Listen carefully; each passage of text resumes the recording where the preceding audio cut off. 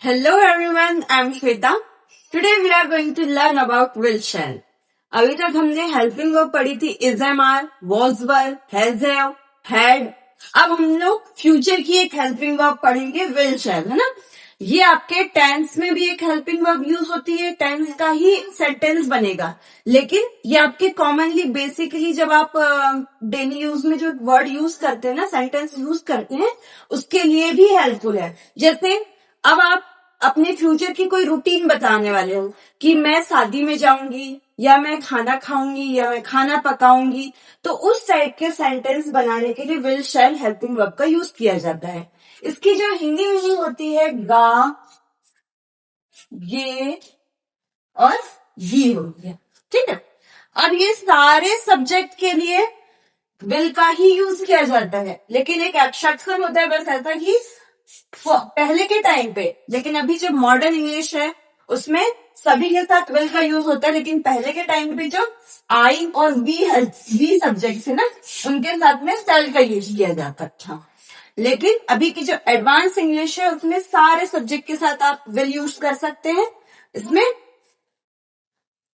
सारे सब्जेक्ट के साथ विल सुटेबल जाता है. जैसे कि फर्स्ट सेंटेंस में बनाती हूं, मैं खाना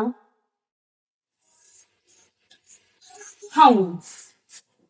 अब आप किसी को बता रहे हो कि मैं खाना खाऊंगी ना, तो इसमें आप सबसे फर्स्ट ही यूज करेंगे आई. आई के बाद हेल्पिंग वर्ब लगाएंगे विल, या तो आप शैल भी लगा सकते हैं.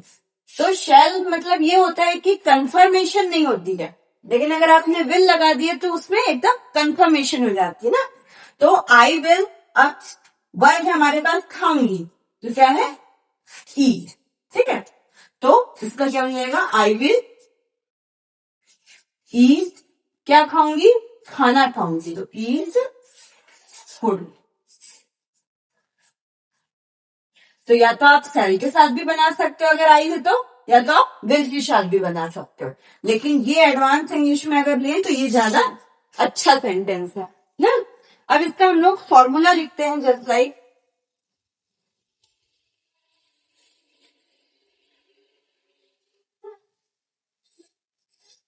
फॉर्मूला लिखेंगे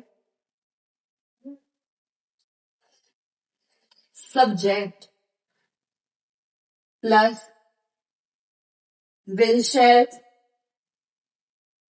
प्लस वर्ब प्लस ऑब्जेक्ट, है ना.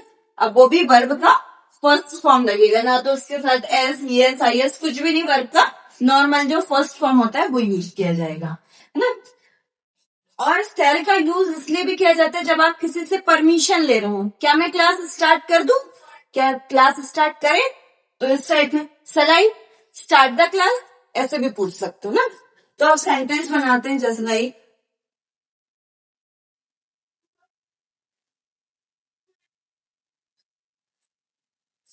तुम शादी में जाओगे.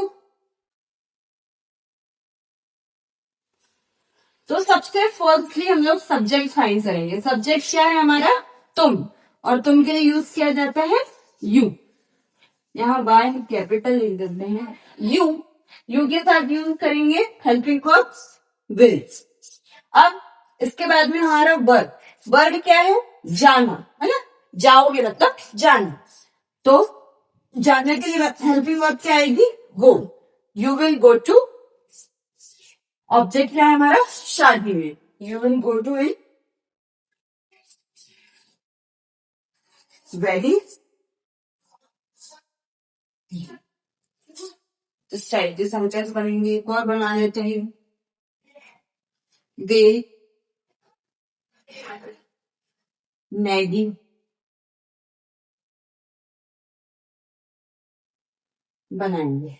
जैसे कहीं पार्टी और आप बता रहे हैं कि हम उस पार्टी में क्या बनाएंगे, मैगी बनाएंगे. अगर मैगी बनाएंगे तो सबसे फर्स्टली हम सब्जेक्ट क्या है हमारे पास, वे. दे के आएगा दे. फिर दे के बाद हेल्पिंग वर्ब विल. विल के बाद वर्ब लगेगी बनाएंगे, मतलब कोर्स. क्या बनाएंगे, मैगी बनाएंगे. और मैगी हमारा क्या है, ऑब्जेक्ट है.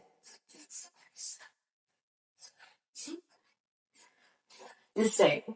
अब इसके बाद में हम लोग इसके नेगेटिव, इंटेरोगेटिव, डबल इंटेरोगेटिव, इंटेरोनेगेटिव ये भी करेंगे। पहले इसको आप नोट डाउन कर लीजिए। नेक्स्ट, अब हम इसके नेगेटिव सेंटेंस बनाएंगे। नेगेटिव सेंटेंस इसका फॉर्मूला है subject plus will shall plus not plus verb plus object, है ना। अब यहाँ पे मुझे सेंटेंस लिख दिए हैं, मैं आज क्लास नहीं आऊंगी। जैसा कि मैंने फर्स्ट में ही बताया था कि इसके लास्ट में गा गे गी आएगा ना, तो वैसे यहाँ पे देखो गी आया है, यहाँ गा आया है, ऐसे। अब इसका हम सेंटेंस बनाते हैं। सबसे फर्स्टली हम सब्जेक्ट फाइंड करेंगे। सब्जेक्ट है मैं के लिए आएगा आई के साथ हम लगा देते हैं विल के बाद हम नेगेटिव है तो लगा देंगे नॉट। फिर हम वर्ब फाइंड करेंगे, तो वर्ब क्या है, आऊंगी मतलब आना, और आने का मतलब होता है come. I will not come to class, किसी की तरफ आना, या मतलब तरफ या और के लिए जो प्रीपोजिशन का यूज किया जाता है ना, टू, मतलब कहाँ जाने की बात हो रही है, क्लास की ओर जाने की, इसलिए हम कम या गो के साथ बेसिकली ऐसा होता है कि टू का यूज किया ही जाता है। I will not come to school, अब कब नहीं आना है, आज, सो टुडे। अब ये टुडे को आप फर्स्ट में भी लगा सकते हो या लास्ट में भी लगा सकते हो। ऐसे भी हो सकता है today I will not come to class, या ये भी हो सकता है I will not come to class today. Next sentence है वह शाम को नहीं रुकेगा, तो सब्जेक्ट क्या हो गया, वहां के लिए ही के साथ हेल्पिंग वर्ब विल, नहीं के लिए नॉट, रुकेगा के लिए स्टे ना, ही विल नॉट स्टे, कब, शाम को, तो इन द इवनिंग। अब यहाँ पे कई बार ऐसा होता है कि हम इसको द पढ़ते हैं और दी भी पढ़ते हैं ना, तो द किस टाइप में पढ़ा जाता है, जब आप इसके बाद में फर्स्ट वाला जो सेंटेंस है वो अगर कंजक्शन हो, जैसे कि इन द मॉर्निंग। अब यहाँ पे ये एम कंजक्शन है, तो हम इसमें पढ़ेंगे इन द मॉर्निंग। लेकिन मैंने भी अभी इन द इवनिंग पढ़ा था, लेकिन इसको कैसे पढ़ा जाता है, इन द इवनिंग। यहाँ पे देख रहे हैं आप, वाउल है ये, वॉवेल अपन लोग बेसिकली वॉवेल बोलते हैं, लेकिन उसका सही प्रोनाउंसिएशन वाउल है। तो ये ई वाउल है, इसके सामने जब द आएगा तो इसको हम द नहीं पढ़ेंगे, इसको हम दी पढ़ेंगे।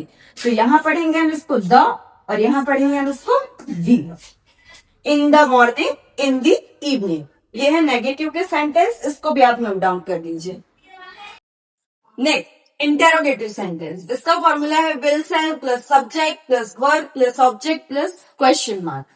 तो इसमें हम लोग क्वेश्चन वर्ड्स बनाएंगे ना, कि हम क्वेश्चन पूछेंगे, क्या रिया हमें शादी में बुलाएगी, है ना।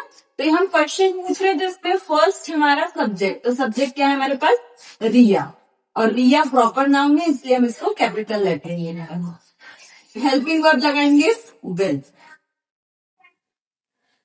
फिर इसके बाद में आएगा वर्ब। वर्ब क्या है, बुलाना, है ना। तो बुलाने के लिए क्या आएगा, कॉलिंग। कॉल, या तो इसको शादी में बुलाने को हम इनवाइट भी बोल सकते हैं। कहाँ बुलाएगी, शादी में, तो इनवाइट। सबसे पहले ऑब्जेक्ट लिख देते हैं, ये है अदर वर्ड, तो ऑब्जेक्ट है हमें के लिए ऑब्जेक्ट क्या आएगा, अश। हमें के लिए आता है बी, और बी का ऑब्जेक्टिव फॉर्म अब। कहाँ बुलाएगी, शादी में, तो इन वेडिंग, लास्ट में क्वेश्चन मार्क। नेक्स्ट सेंटेंस है क्या माया 2 रोटी खाएगी, तो सबसे फर्स्टली सब्जेक्ट फाइंड करेंगे, माया, लगाएंगे हेल्पिंग वर्ब विल, वर्ब है तो खाना, क्या खाएगी, 2 रोटी, तो 2 चपाती, या तो इसको बोलते हैं bread. Last question mark. Next, अब यहाँ पे ये नेगेटिव ही सेंटेंस है, लेकिन इसमें एक कभी नहीं, है ना। तो इसके लिए यूज किया जाता है नेवर। हम लोग नहीं के लिए यूज करते थे नॉट, लेकिन कभी नहीं के लिए यूज करेंगे नेवर। जैसे सेंटेंस बनाते हैं, मैं वहां कभी नहीं जाऊंगी, तो मैं के लिए आई, will, अब नॉट नहीं लगेगा, कभी नहीं के लिए never. I will never go to there, वहां के लिए आ जाएगा देयर. नेक्स्ट है वहां नॉनवेज कभी नहीं खाएगी, तो ही विल नेवर, वर्ब खाएगी, ईट, अब क्या खाएगी वो, नॉनवेज ना. He will never eat non veg. Next double interrogative sentence ना, तो इसमें सबसे फर्स्ट हम लोग लगाएंगे WH वर्ड, फिर हेल्पिंग हो जाएगी गिवन सेल्फ, फिर सब्जेक्ट, फिर वर्ब, देन ऑब्जेक्ट और लास्ट में क्वेश्चन मार्क. तो पहला सेंटेंस है वहां कहाँ जाएगी. तो इसमें WH वर्ड क्या है, कहाँ, तो कहाँ के लिए यूज करेंगे हम लोग वेयर. वेयर के बाद विल, शी क्योंकि है जाएगी, अगर जाएगा होता तो ही यूज करते. Where will she go, last में क्वेश्चन मार्क. यहाँ पे ऑब्जेक्ट भी नहीं है, अदर वर्ड भी नहीं है. फिर नेक्स्ट है यहाँ पे WH वर्ड देखेंगे कब, कब के लिए आता है when. when will subject they, तो खेलने जाएंगे, तो इसमें दो वर्ब है, खेलने और जाएंगे ना, तो सबसे फर्स्ट हम लोग लास्ट वाली वर्ब लगाएंगे गो फॉर, किस लिए जा रहे हैं, खेलने के लिए, तो go for play, last question mark. ये है इस टाइप के आपके सेंटेंसेस, नोट डाउन करिए. मैंने सभी टाइप के सेंटेंस के दो सेंटेंस बनाए हैं. आप एटलीस्ट 5 या 10 सेंटेंस अपने मन से बनाइए, प्रैक्टिस करिए, और वीडियो पसंद आई हो तो लाइक शेयर सब्सक्राइब करिएगा. Thank you so much.